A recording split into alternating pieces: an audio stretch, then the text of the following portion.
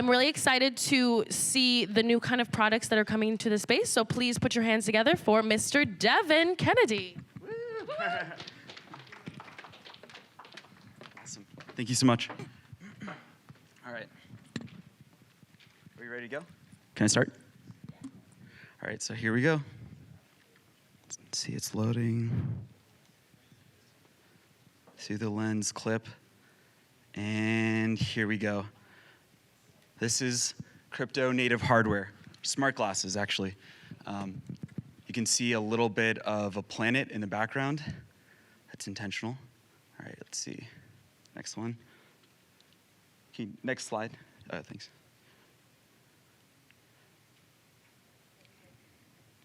So, okay, there we go. All right, so why this isn't Google Glass. Google Glass was actually a peripheral auxiliary display that sat on top of basically the crossbar of smart glasses. And what has evolved since the past 8 years in this technology is that we're actually building into the lens itself. And no longer is it like you have to gaze upward, it's into the lens substrate. So. GalleryLink is the software, GalleryLens is the hardware.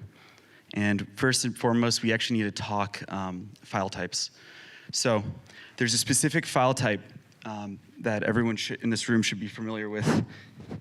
It's out of the Kronos group, Kronos Society. I'm holding it up right here, but the next slide is also a depiction of this t-shirt.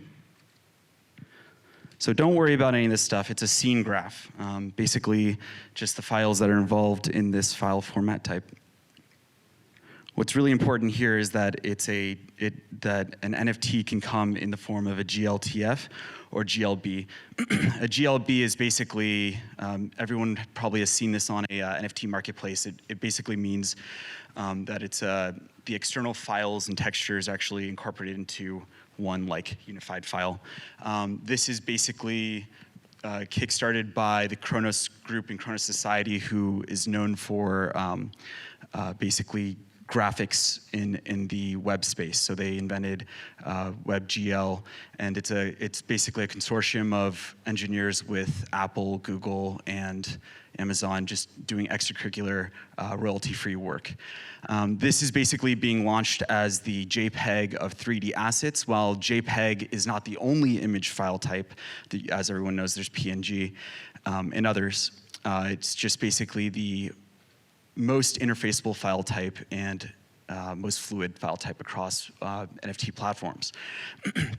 What this looks like is, as you guys saw at the very beginning with the loading wheel, that's just a bunch of images flickering together, and then we perceive that to be motion. But when you really tear into these files, a JPEG is an X, Y, and a audio file is an MP3, but a GLTF is actually a cube or a sphere. So you can imagine how once digital artists who've been building this mass repository of art since at least the beginning of this year for NFTs when they're hot, and years prior, as soon as they export to this file type or may already be in this file type, how large of like an impact this will have. Oh, okay. All right, so what connection does this have to crypto? I kind of covered it already, but NFTs. And so what does this do for NFTs? The difference is, why this is such a seminal technology is because oftentimes augmented reality and other technologies give you an ability gain. This is different from a capacity gain.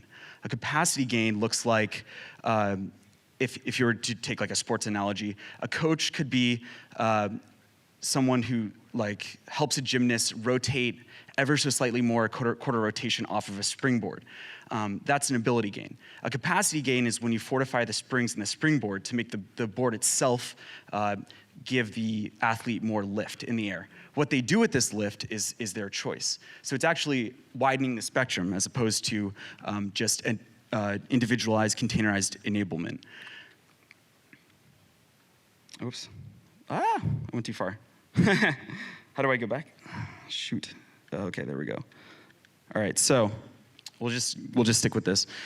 So what this means is this actually expands the the spectrum of art and moves the goalposts wider than anyone has ever seen before. So new mediums of art look like art that's actually proximity-based or time decay art, as well as art that can be interfaced with your hand. And what that means basically is you have, obviously your hands as a modality to interface with the art. You could also track head pose. You could also track body position, gait.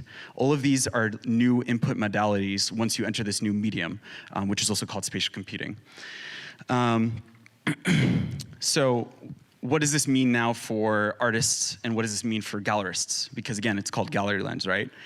This means that the ground and the ceiling, not just the walls, right? So there's how many, six surfaces in this room, are now capable of displaying art and hanging art down from the ceiling or from the floor, and as well as the volume of the gallery is now in play, right? So when we go to a concert, they do their best to depict 3D graphics from a screen, and so that you can physiologically experience immersion.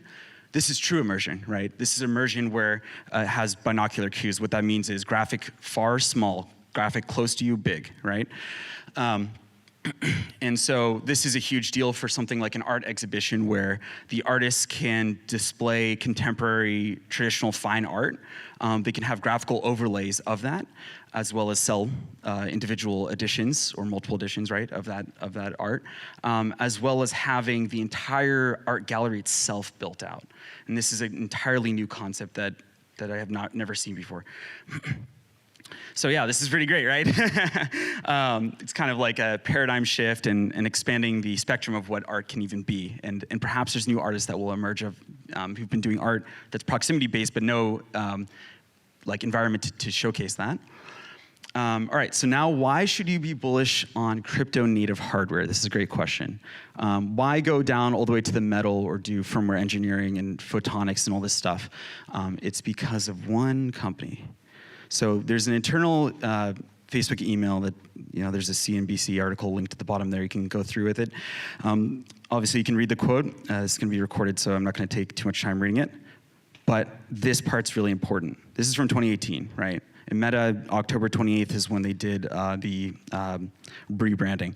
So they've always had this kind of ethos of just like, how do we push people out from this space? And to be honest, their sales are subsidized from other revenue streams, so they can do a race to the bottom and beat everyone in the headset race, right? Make theirs cheaper. So augmented reality doesn't have this problem. Smart glasses don't have this problem. I'm sure they'll enter a product, but if we're already getting traction right now, then it's going to be too late, and Web3 will have its own device, right? Okay, so yeah, this is just what our timeline looks like. How am I doing on time? And so this is what our timeline looks like. So we're in Q4 right now, last month of this year. Gallery Link will be up and running within galleries in real life. The whole idea is to take from URL to IRL, from metaverse to universe technology. And then we'll be doing a call for submission from NFT and digital artists the second quarter. We want to build up that repository of art. And then we'll be expanding the capability beyond the alpha build to also just beyond third-party devices, initially launching that to our own proprietary device. And lastly, we'll be gathering traction past the beta release, and then so not just few select galleries elected by artists themselves. Okay, let's close this out. All right, so spatial computing was mentioned once in this talk.